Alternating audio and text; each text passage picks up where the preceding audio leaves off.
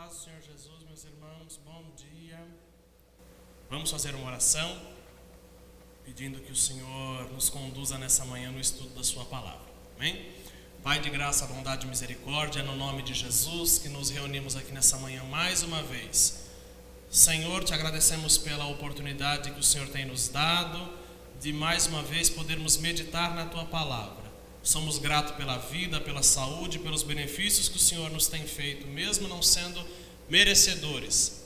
Pai de graça, que teu Espírito conduza nesta manhã todo o nosso estudo, que tudo que nós falamos aqui nessa manhã, pensamos, tudo que nós colocarmos aqui à disposição, seja para a glória e honra do teu santo e bendito nome. Sê conosco, nós aqui e os irmãos que estão participando nos seus lares, que a graça de Deus inunde o nosso ser nessa manhã e possamos ser edificados. É o nosso pedido no nome santo de Jesus. Amém? Nós vamos iniciar o capítulo 3 do Gênesis, que vai falar sobre a tentação e a queda. O capítulo 3 de Gênesis, assim como o restante do que nós já viemos lendo, meditando, estudando, ele é fundamental para a compreensão do restante das Escrituras. Por que ele é fundamental? Se eu levar em conta que Gênesis 3 é um mito, se eu levar em conta que Gênesis 3 é só uma história, se eu levar em conta que Gênesis 3 não é real, isso compromete todo o restante das Escrituras. E se você procurar saber, principalmente aqueles que preferem um entendimento mais liberal das Escrituras, uma teologia mais liberal, eles vão dizer que Gênesis de 1 a 11 é mito. No nosso modo de crer, Gênesis de 1 a 11, ele é de fato verídico. E para que eu possa ter uma compreensão melhor das Escrituras, principalmente do ministério terreno de Jesus e das doutrinas expostas pelo apóstolo Paulo, eu preciso compreender a questão da queda, que está relatada em Gênesis capítulo 3. Então, eu vou ler alguns versículos de Gênesis 3 para nossa meditação. A partir do versículo 1, Gênesis 3, 1 diz assim: Ora, a serpente era o mais astuto de todos os animais do campo que o Senhor Deus havia feito. E ela disse à mulher: Foi assim que Deus disse: Não comereis de nenhuma árvore do jardim? Respondeu a mulher à serpente: Do fruto das árvores do jardim podemos comer, mas do fruto da árvore que está no meio do jardim, disse Deus: Não comereis dela, nem nele tocareis. Se o fizerdes, morrereis. Disse a serpente à mulher: Com certeza não morrereis. Na verdade, Deus sabe que no dia em que comerdes desse fruto, os vossos olhos se abrirão e sereis como Deus, conhecendo o bem e o mal. Então, vendo a mulher que a árvore era boa para dela comer, agradável aos olhos e desejável para dar entendimento, tomou do seu fruto, comeu e deu dele a seu marido, que também comeu. Então os olhos dos dois foram abertos e ficaram sabendo que estavam nus. Por isso, entrelaçaram folhas de figueira e fizeram para si aventais. Então, Gênesis, um dos propósitos do capítulo 3 de Gênesis é mostrar a nós que Deus não cria o mundo mal, Deus não cria o mundo imperfeito.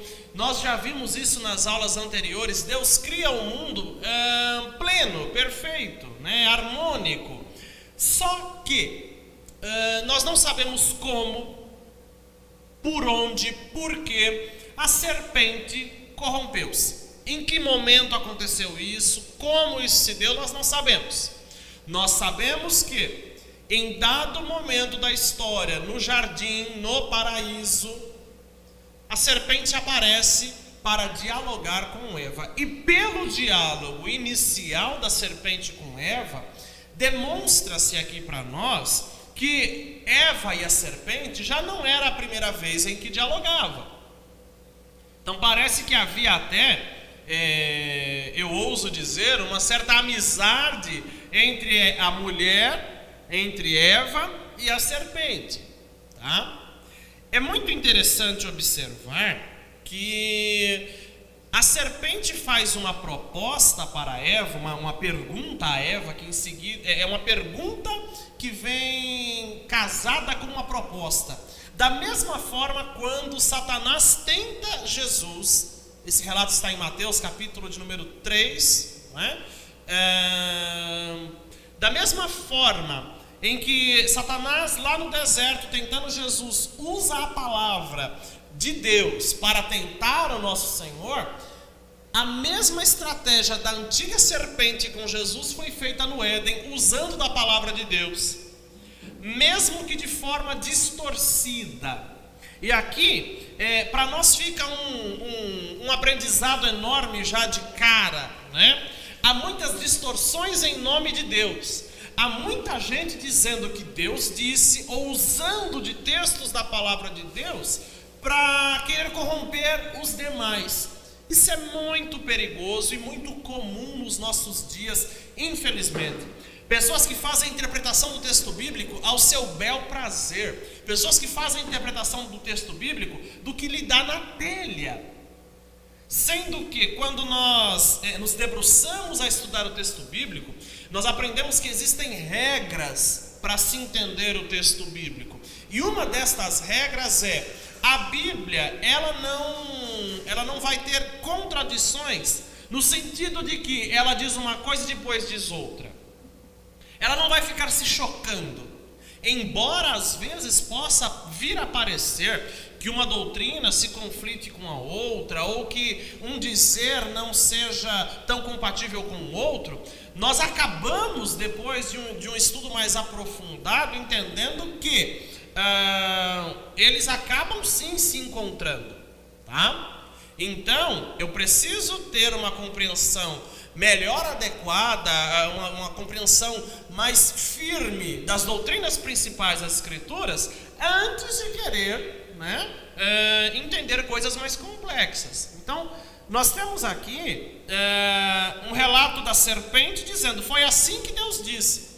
Da mesma forma que ocorre ainda hoje. Pessoas que vão usando o nome de Deus e a palavra de Deus para desvirtuarem as outras. Isso é muito perigoso.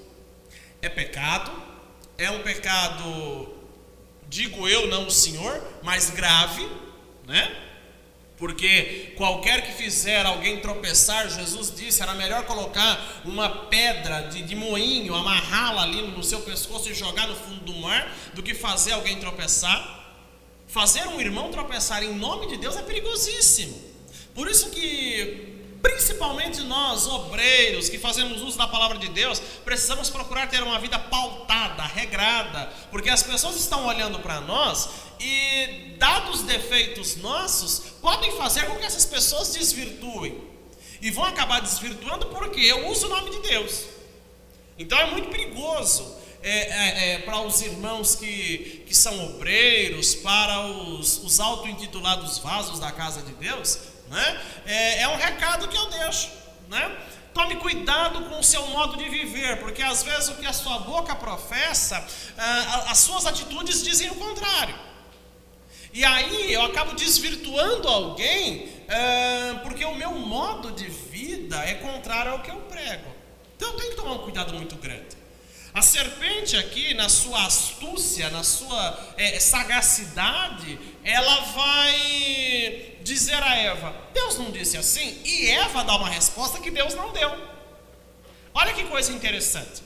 Deus disse que não era para comer da árvore do conhecimento do bem e do mal. Deus não disse para não tocar na árvore. E aqui nós temos uma lição também interessantíssima. Deus fala uma coisa, Deus dá uma ordenança, e eu vou lá e dou uma acrescentada na ordenança de Deus. Isso se chama legalismo. Poxa, Eva foi a primeira legalista? Ela tem uma atitude legalista. Por quê? Se você ler no livro do Gênesis, capítulo 2, nos versículos 16, por exemplo, e 17... a ordem de Deus é: não coma. Eva, na resposta à serpente, já no versículo de número 3, vai dizer: não toque e não coma. Ou seja, não bastava a ordem de Deus de não comer, Eva acrescenta uma outra ordem de não tocar. Quantas vezes nós temos irmãos na igreja, familiares, presos em legalismos, porque supostamente Deus disse, supostamente está escrito. Quantos incautos acabam que por perecerem na fé, devido ao excesso de legalismo que lideranças religiosas impõem aos crentes da igreja. A graça é libertadora? Sim, mas ela não é libertinosa. Então eu preciso entender, e eu falei isso na aula passada, a lei, ela não foi abolida em Cristo, a lei foi cumprida. E aí há uma diferença muito grande entre abolida e cumprir. Jesus mesmo disse: não pensem vocês que eu vim revogar a lei, eu vim cumpri-la. E aí nós temos uma gama de crentes que dizem: não, a lei ela está extinta, a lei não é para os nossos dias, porque nós vivemos no tempo da graça. Pois bem, se você pegar as leis que Deus deu a Moisés, você pode dividir as leis em leis morais e leis cerimoniais. Vamos usar essa expressão, né? Morais e cerimoniais. O que para nós está, digamos assim, vencido, né? Perdeu o prazo de validade? As leis cerimoniais. Contudo, o fato das leis cerimoniais não terem valor à igreja, né? Aspectos morais têm todo o valor. Por exemplo, nos 10 mandamentos nós temos uma lei moral muito importante. Dentre as 10, vou classificar uma: não matarás. Se Jesus cumpriu a lei e aboliu a lei, estou livre para matar? Não, muito pelo contrário. João vai dizer na sua primeira epístola: aquele que aborrece ao seu irmão, está lá em 1 de João, aquele que aborrece ao seu irmão é homicida. Ou seja, o homicídio agora, segundo a ótica do Novo Testamento, não é só a morte física, mas o simples fato de aborrecer alguém e não pedir perdão e não reconciliar é visto por Deus como um ato homicida. Quantas pessoas saem da igreja porque foram feridas por outras? João vai chamar isto de homicídio. E quando eu leio Apocalipse capítulo 22, a lista de quem fica de fora da cidade santa, na lista eu tenho, por exemplo, que ficam de fora os homicidas. Homicidas não entram no reino de Deus. Então a lei foi abolida? Não, a lei não foi abolida. A lei foi cumprida e nos dá a ideia de que, assim como o nosso Senhor, homem, como o nosso pastor pregou há 15 dias, assim como nosso Senhor viveu integralmente como homem, conseguiu cumprir a lei, nós temos o dever de seguir cumprindo a lei. Então, quando você lê lá, não roubarás, né? É uma lei moral muito importante.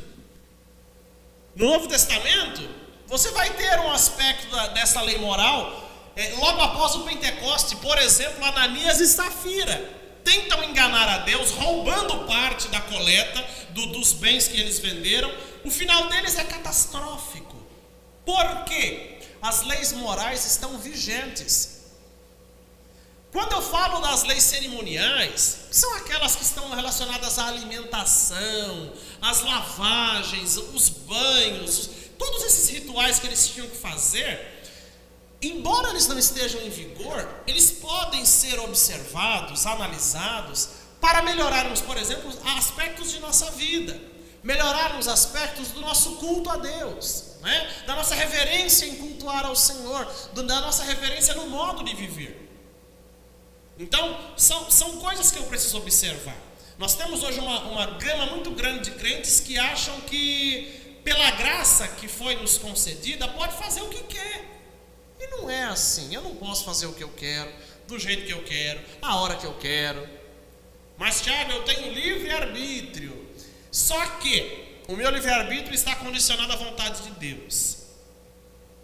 Então, na verdade, o crente de fato, ele não tem um cheque em branco para fazer o que bem entende de sua vida.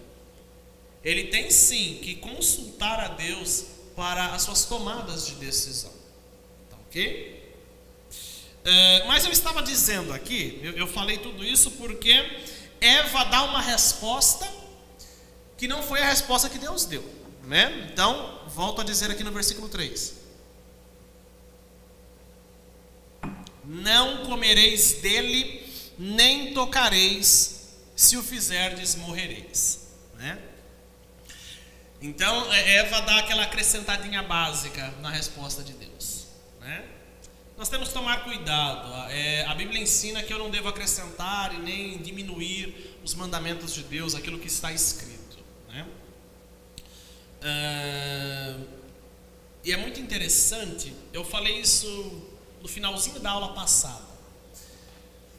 O que a árvore do conhecimento do bem e do mal nos traz de entendimento, né?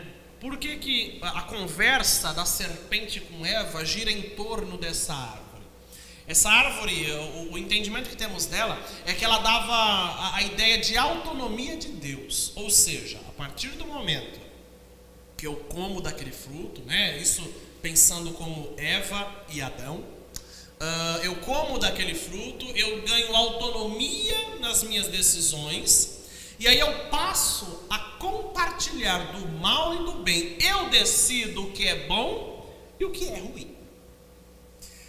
Isso nos traz uma liberdade um tanto quanto abusiva. E nós vemos isso na igreja hoje. Por exemplo, você pega um irmão, você tem ali eu ia usar a expressão jovem, né? Como se só o jovem pecasse. Mas você pega um irmão, uma irmã, né? A gente tem às vezes uns lapsos na memória. Pega um irmão, uma irmã, um jovem, um ancião, seja o que for, um crente na igreja, que está em pecado evidente, não confesso. Está lá um irmão, uma irmã, um pecado evidente, não confesso. Aí às vezes você vai chamar esse irmão, essa irmã para conversar, tem uma resposta muito popular hoje. Ah, irmão, minha consciência está em paz, meu coração não me condena, né? A gente está falando de que a pessoa resolveu abraçar o mal, viver com o mal e sentir-se confortável com o mal. Ele cria um pecado de estimação, abraça esse pecado e se mantém com ele. Isso é muito comum, infelizmente, nos nossos dias, né? Salomão, o sábio, vai dizer que o coração do homem é enganoso. E ele também vai dizer: guarde o teu coração, dele procedem as saídas da vida, né? O coração, segundo alguns estudiosos, ele não é simplesmente a parte da alma, a parte emocional. Ele é a sede, é onde se concentra todo o foco da vida. E aí Salomão vai dizer: guarda isso, porque se isso se corromper, vai dar muito trabalho depois para ajustar. Então nós temos muitos crentes que têm uma mente muito, digamos, compreensiva do que é o texto bíblico, pessoas altamente gabaritadas na igreja. Nós temos hoje muitos teólogos de internet, gente que lê meia dúzia de artigo e acha que está dominando um assunto. Nós temos muita gente entendida na igreja, mas de coração corrompido. Isso é um perigo muito grande, enorme, tá? Então eu preciso entender que o meu coração deve estar preservado em Deus, o meu coração deve estar no esconderijo do Altíssimo, como nos recomenda o Salmo 91, guardado da corrupção, porque senão essa curiosidade que Eva teve, né? Mas o que é comer isso, né? Por que não posso comer? Eu vou comer, e seja o que Deus quiser o resultado disso. Quantas vezes nós não fazemos isso de nossa vida? Mas se eu não tomar determinada atitude, se eu não provar, eu não vou saber se é bom ou ruim. Só que o pecado, ao início, ele tem um sabor, ele é gostoso, mas o fim dele é amargo, é cruel, é satânico. E às vezes provar não tem problema, a gente tem que provar de tudo, né? A gente tem que experimentar de tudo. E às vezes essa abordagem só é feita na igreja para os mais jovens. Como se o idoso, o velho, o crente antigo não pecasse mais. Isso não é verdade. Porque quantos crentes, depois de muitos anos, começam agora a querer dar uma inovada? Não, vamos provar, vamos ver se é bom. E aí cai em destruição, em ruína, cai em desgraça. Paulo advertiu a igreja aos Gálatas, nem se vier um anjo do céu, pregando uma boa nova, trazendo uma novidade ao evangelho, você aceite. E às vezes eu vou sendo atraído por novidades, sem consultar a Deus. Eva foi atraída aqui eu posso dizer, por pelo menos duas novidades. Primeiro, uma amizade inesperada no jardim. Aqui a gente não sabe se ela tinha já filhos com Adão, quanto tempo tinha passado da criação, a gente não sabe, não tem como precisar isso, tá? Só que aqui você tem duas novidades na vida de Eva. Uma amiga que aparece, a serpente, né? Ela chega sutil, né? Quando fala que ela era mais astuta, alguns eruditos usam a palavra sutil, usam até a palavra gentil. Ou seja, a serpente não chega maquiavélica, né, com a capa do demônio nas costas e, eu sou aqui o Satanás. Não, ela chega gentil, ela chega atrativa, ela chega amiga, ela chega companheira, ela chega confidente. E quantas vezes nós somos atraídos por pessoas assim, que chegam perto de nós como amigos, gentis, atrativos, com capa de misericórdia, com capa de bondade, igual a serpente. Eva ganhou uma amizade. Qual é a segunda novidade para Eva? Vamos comer essa parada aí, não é? Vamos provar disso aí, já comi de tudo. Tô cansada de manga, abacate, mamão, maçã, seja o que for. Tô cansado disso, eu quero comer aquela árvore que está no centro. Só que Eva vai dizer para a serpente, mas eu não posso nem tocar, como que eu vou comer? Agora você acompanha o raciocínio. A serpente estimula Eva. Eva vai lá e toca na árvore e vê que não aconteceu nada com ela. Opa, eu toquei e não aconteceu nada, qual é o próximo passo? Comer. Às vezes o diabo nos engana da mesma forma. Não tem problema, vai lá. Faz, né? Não pega nada, vai lá, é tranquilo. Isso aí é aqueles crentes mais santarrão, que fala para você que não pode fazer, que não pode ir, que não pode comer, que não pode beber. Vai lá, abraça a causa, né? E aí com um toque você vai e pensa, bom, isso não me fez tão mal como eu pensei que ia fazer. E você abraça o pecado. Muitos de nós na igreja estamos enredados pelo pecado, porque caímos no mesmo erro de Eva. Começamos com uma coisa sutil e hoje está afundado no lamaçal do pecado, dentro da igreja. Eu não estou falando do incrédulo, eu estou falando de dentro da igreja. Quantas pessoas não conseguem se desvencilhar de práticas pecaminosas? Por quê? Porque começou com coisa sutil e hoje se vê amarrado a essa prática pecaminosa. Então, a história, o início do relato da queda, nos ensina demais a termos precaução, tomarmos cuidado. Cuidado com quem você se relaciona. Aqui a questão não é com quem Eva conversou apenas, é a forma como foi abordado. Volto a dizer, a palavra astuta, para alguns eruditos, dá a ideia de gentileza. A serpente chega sutil e gentil e leva aquela família para consequências graves.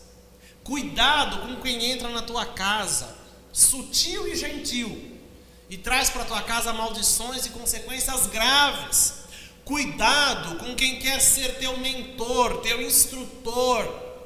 Cuidado com quem quer ser teu discipulador, que aí chega com estratégias sutis e gentis e te levam a práticas pecaminosas, tal quanto a serpente fez com Eva. Cuidado, pelo amor do nosso Senhor Jesus Cristo.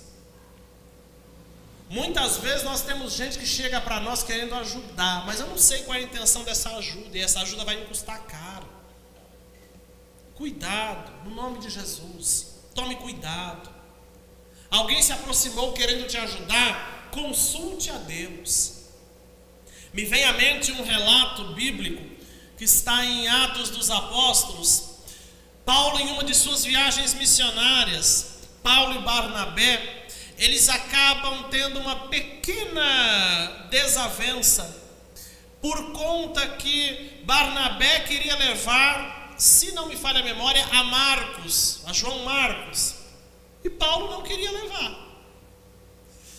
E aí, o que acontece com eles? Eles se separam, um vai para um lado e o outro vai para o outro. Não era para levar. Paulo tinha um entendimento que não era para levar. Um outro exemplo que eu posso te dar bíblico. Abraão é convidado por Deus a um desafio. Sai de sua terra, da tua parentela, da casa do teu pai. Vai para uma terra que eu vou te mandar. Deus mandou Abraão levar Ló? Não. Abraão era filho de Ló? Não. Alguns dos irmãos já devem ter até ouvido eu pregar sobre isso, que eu já preguei isso já umas 3 vezes, né? A gente fica com dó de Ló e vai levando Ló para a vida. Só que na hora do vamos ver, o Ló deixa a gente para trás. Quantas vezes, na hora crucial da vida, quantas vezes em momentos decisivos, quem era nosso amigo, nós descobrimos que era Ló, era um aproveitador. Só queria estar conosco para ter as bênçãos de Deus que vêm através de nós, que Deus nos concede e nós partilhamos. Na hora de escolher para onde ir, Ló olhou a cidade melhor e disse: bom, ali é Campina Verde, água boa, tem sombra, o outro lado é pedra, é coisa ruim. Meu tio já está com 100 anos, deixa o tio para lá e eu vou curtir minha vida. Cuidado com quem você compõe os seus relacionamentos. Tome cuidado.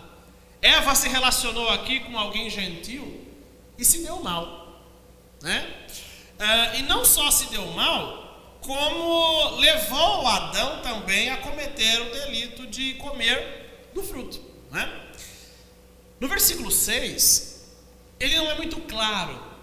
O verso 6 não é muito claro se Adão estava junto com Eva ou se Adão chegou após. Quando você lê: então vendo a mulher que a árvore era boa para dela comer, agradável aos olhos e desejável para o entendimento, tomou do seu fruto, comeu e deu dele ao seu marido, que também comeu.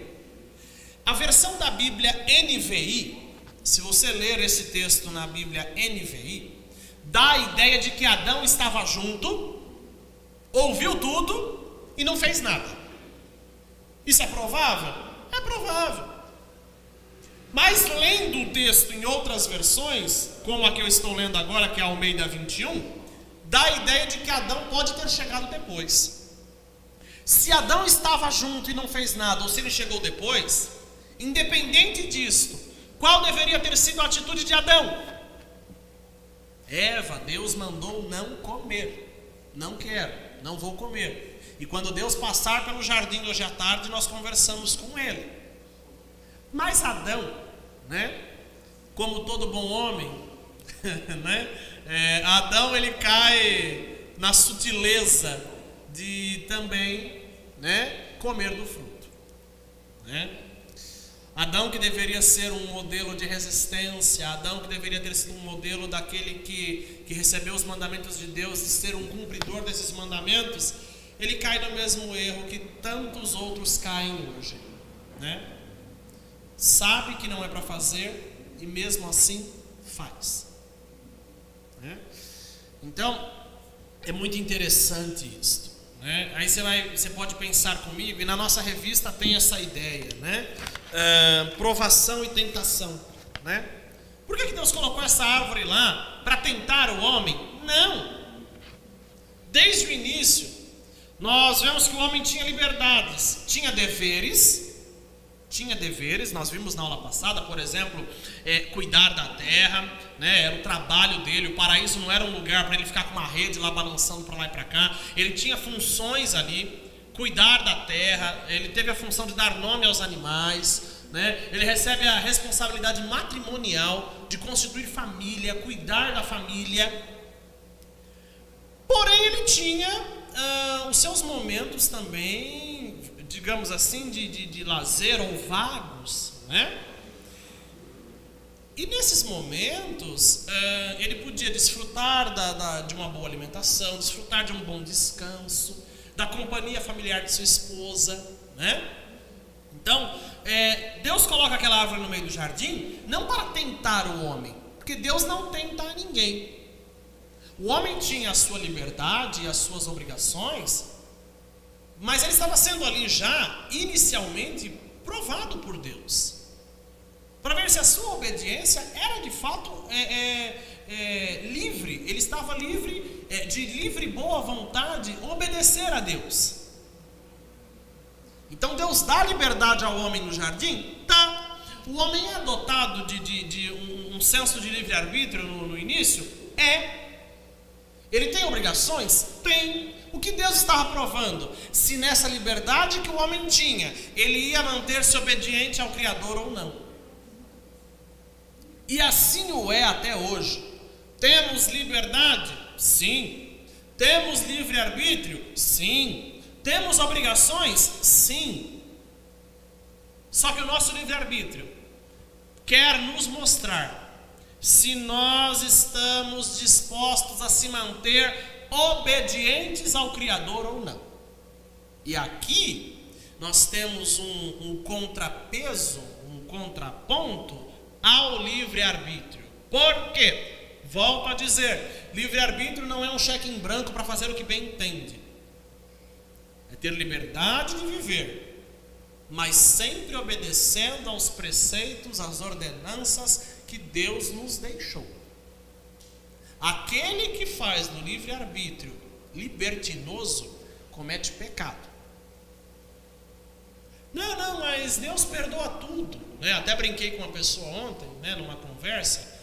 A única coisa que Deus não perdoa é pela ação do Espírito Santo, o restante perdoa. E às vezes a gente tem essa ideia na mente, né, irmão? Eu pequei, depois eu vou lá, peço um perdão, tá tudo certo. Tomo um banho no sangue do Cordeiro e tá tudo certo. Tá tudo resolvido. Minhas vestes estão branquinhas, estão limpinhas. Só que a gente esquece que Deus é justo juiz. Cristo é advogado. Só que naquele grande dia, o advogado se torna juiz. Ou seja, aquele que sabe de tudo que fiz, que me defendeu diante do justo juiz, agora está com tudo nas mãos para fazer um reto e justo julgamento sobre minha pessoa. Pecados não confessos, na balança de Deus, pesa.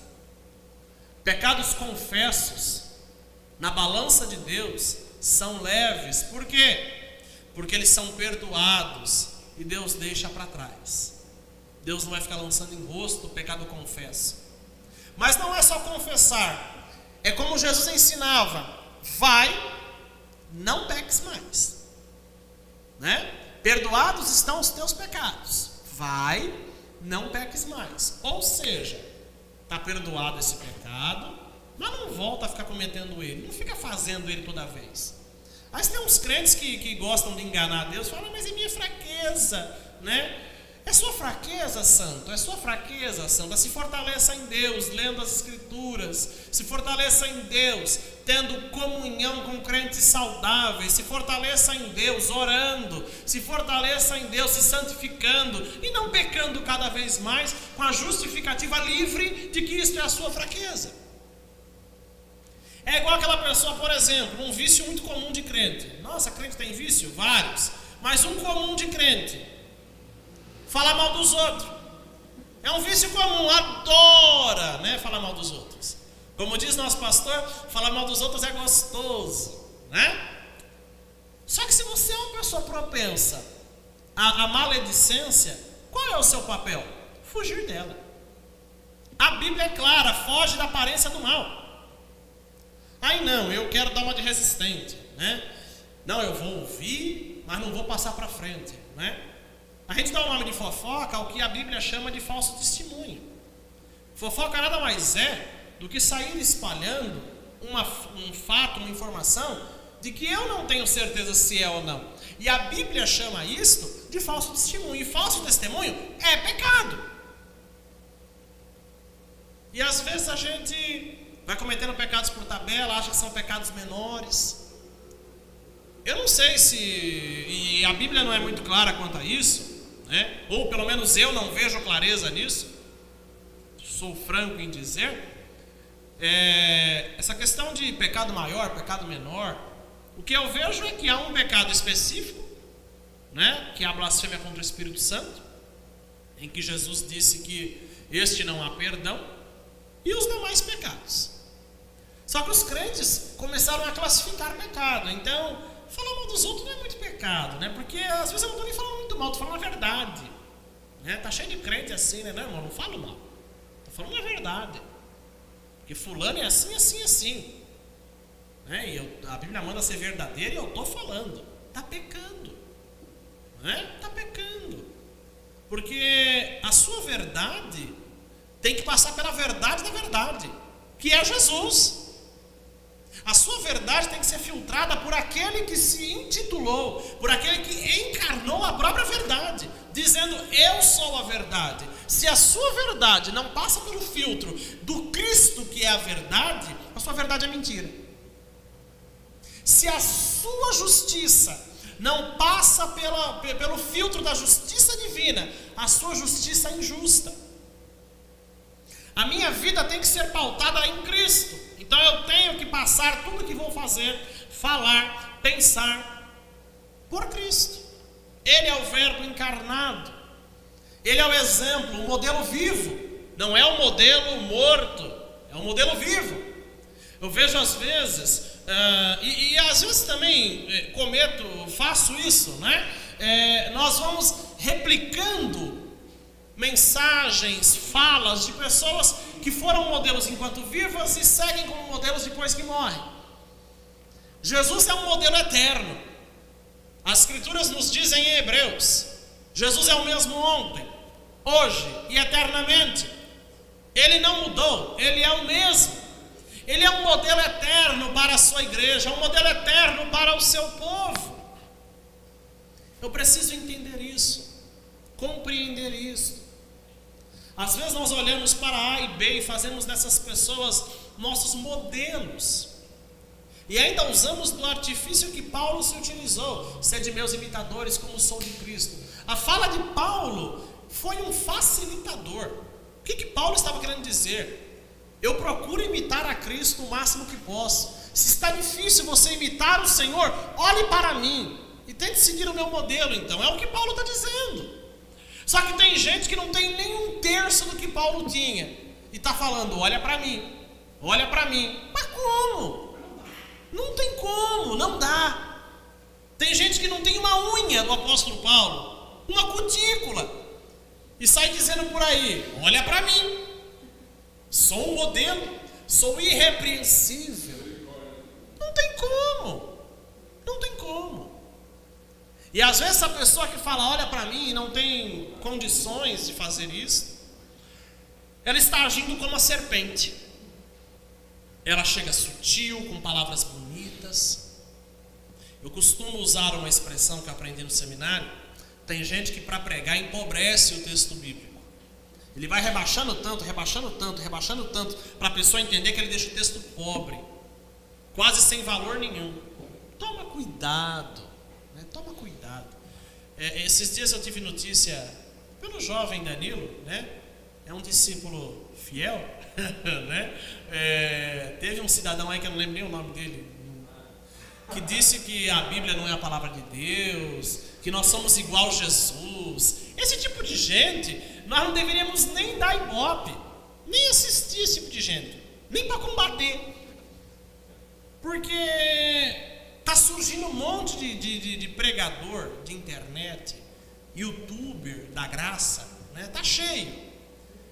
E a gente tem que tomar cuidado, porque eles vêm com vãs sutilezas, eles vêm com vãs filosofias, vêm com coisa tão assim simples. Eles vão rebaixando o evangelho de um modo que você entenda e você fala, assim tá bom para mim.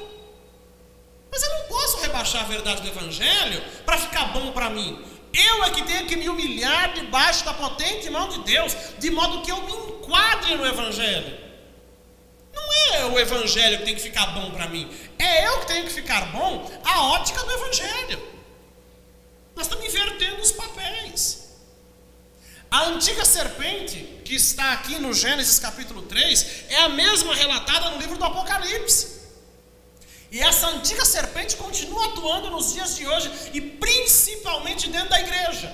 Porque a igreja, ao invés de usar da autoridade que Deus deu, de pisar na cabeça de serpente e escorpião. E aqui eu não estou dizendo, aqueles irmãos, o diabo está debaixo do meu pé. Não estou dizendo isso. Eu estou dizendo de ter autoridade sobre essas hostes malignas, no nome de Jesus. A igreja abraça a hoste maligna, a igreja acolhe a hoste maligna. Não posso fazer um trem desse, gente, pelo amor de Deus.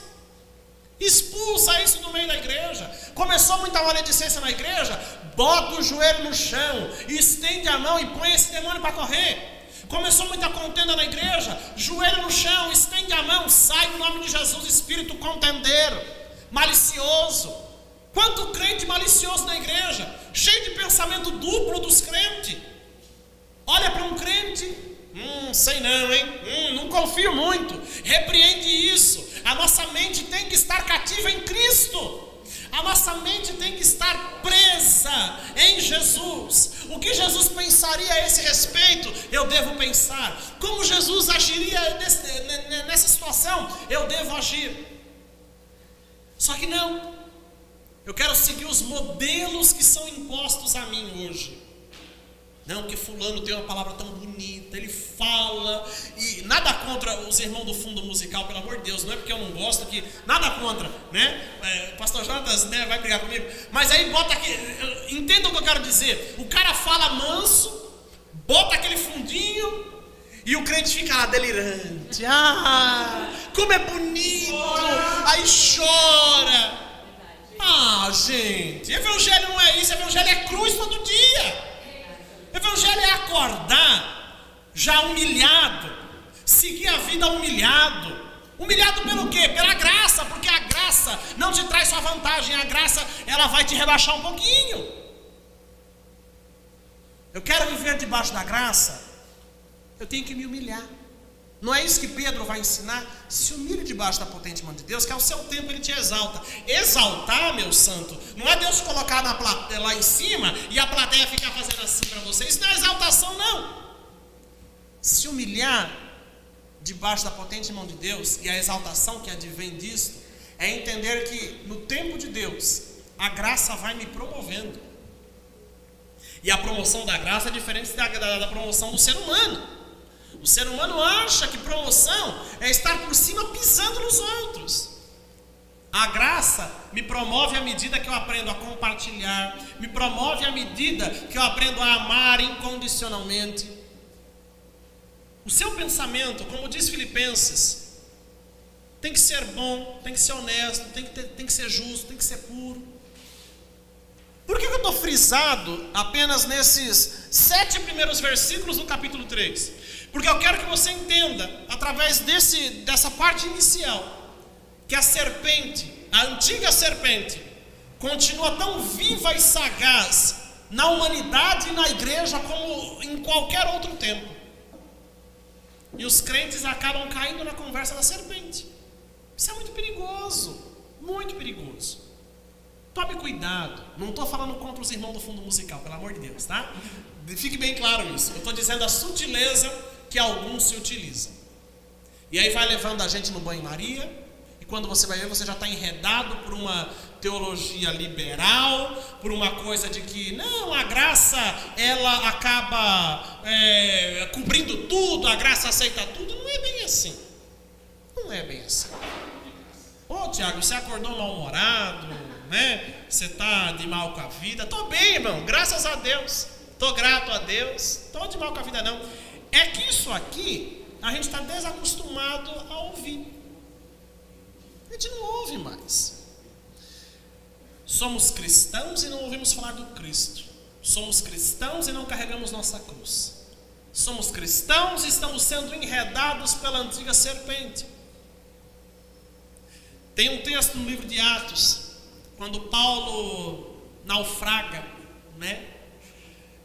Junto com aqueles amigos e aqueles outros presos, perdão, não amigos, aqueles presos.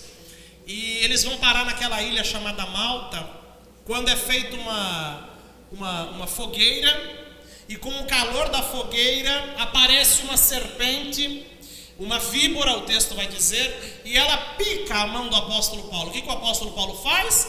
Pega a serpente e joga no fogo. A igreja deveria aprender a fazer o mesmo hoje. A serpente apareceu no nosso meio, o que eu tenho que fazer? Fogo nela. A serpente apareceu, o que eu tenho que fazer? Fogo nela. Que fogo é esse? O fogo do Espírito que arde dentro do meu coração, no altar que está dentro de mim. Se eu tenho o altar pronto, com lenha e o fogo aceso, maledicência nenhuma chega na minha mente e no meu coração.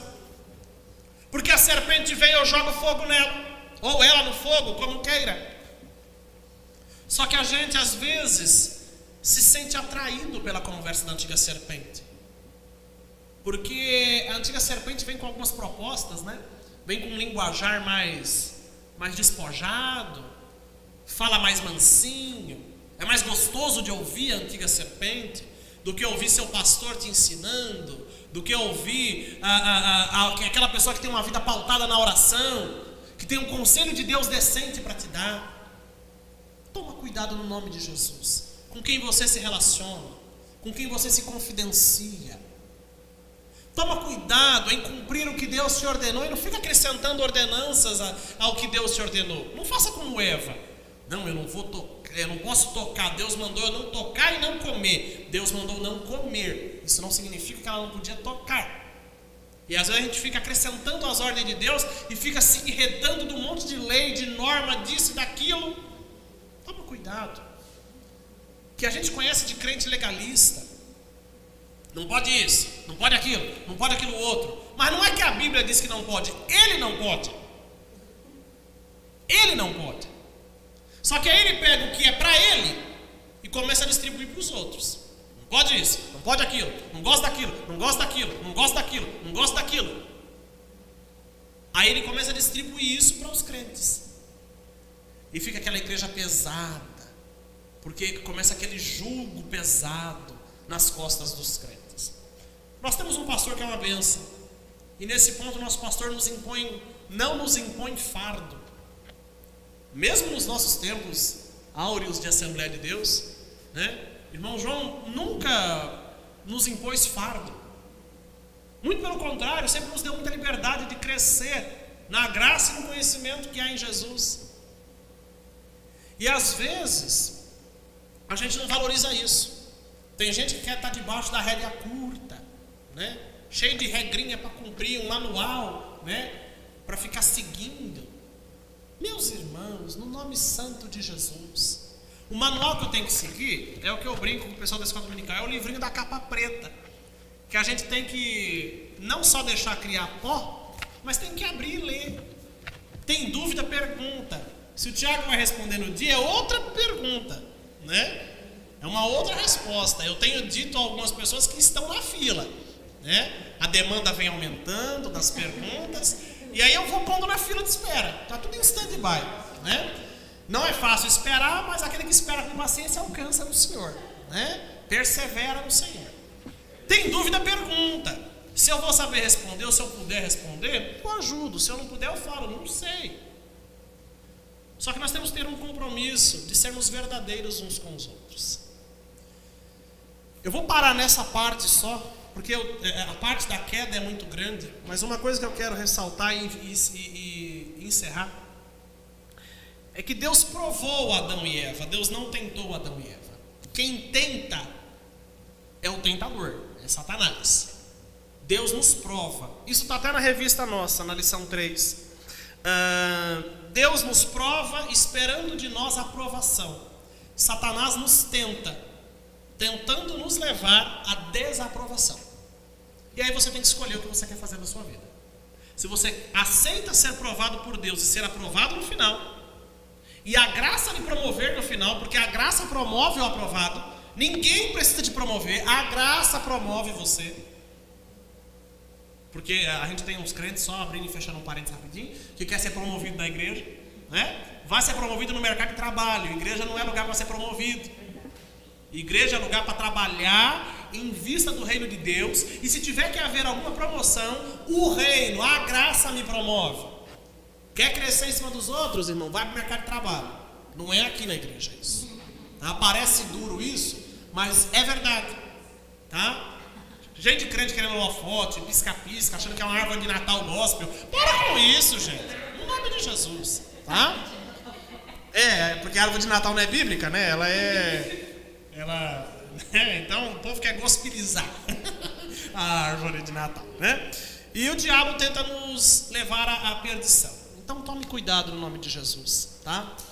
Se você está sendo tentado, resista ao diabo e ele foge, tá?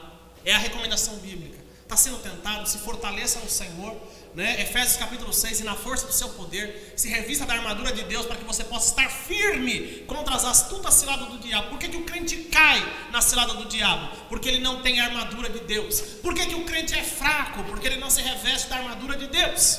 Para me revestir da armadura de Deus, eu preciso conhecer o Deus da Bíblia, ter comunhão com o Deus da Bíblia através da sua palavra e de oração. Ok? Que Deus te abençoe. Eu preciso parar porque eu me empolgo, começa a me dar calor, né? E Jesus é bom demais. Tá bom? Deixa eu ver se tem perguntas aqui. Não temos pergunta, né? A minha apresentadora não está ativa hoje, né? Ela está de folga, né? Ela viu que a moça da Globo tirou folga de 2 dias e ela pegou uma folga também, né? A gente é muito eclético, irmão. A gente vê Globo, Record, SBT, e aí a minha amiga viu a Globo essa semana, viu que a assistente estava de folga e pegou uma folga também, né? A gente perdoa ela no nome de Jesus, que semana que vem é ceia, né? Então a gente perdoa ela, tá? À noite temos nosso culto, 7h15, né? Para a glória de Deus. Deus em Cristo te abençoe, que você tenha um domingo repleto da graça de Deus, que as misericórdias do Senhor te alcance hoje e sempre. Tá bom? Deus te abençoe, fique na paz do Senhor. Vamos orar e agradecer a Deus por esse momento. Pai de graça, bondade e misericórdia, nós bendizemos o teu nome por mais esta oportunidade que o Senhor tem nos dado. Sou grato ao Senhor por tudo que o Senhor tem nos proporcionado. Pai de graça, assim como meditamos nessa manhã, nos guarda das astutas ciladas do diabo, nos ajuda a nos fortalecermos no Senhor e na força do seu poder, nos ensina a nos revestir da armadura de Deus, para que nós possamos estar firmes e resistentes contra as astutas ciladas do diabo. Senhor, se a antiga serpente tem rondado algum lar, rondado a sua igreja, nós pedimos no nome de Jesus, que ela seja repreendida, que ela seja expulsa do nosso meio, dos nossos lares, dos nossos relacionamentos, que todo relacionamento que venha para tratar de forma sutil e leve, com um fim enganoso, seja desmascarado no nome de Jesus, para que nós possamos ter clareza nas nossas relações, para que nós possamos ter prudência no nosso falar, para que nós possamos ser de fato agentes da graça e não enganados pela antiga serpente. Pai de graça, sê com o teu povo, sê com a tua igreja, guardando a nossa mente e os nossos corações em Cristo Jesus. Esse é o nosso pedido, a nossa gratidão no nome de Jesus. Aonde você está, receba a bênção apostólica. A graça do Senhor e Salvador Jesus o Cristo, o amor de Deus, a comunhão do Santo Espírito esteja com você onde quer que você esteja, hoje e sempre. Quem crê diz amém. Deus abençoe, um bom domingo. Fique na paz do Senhor.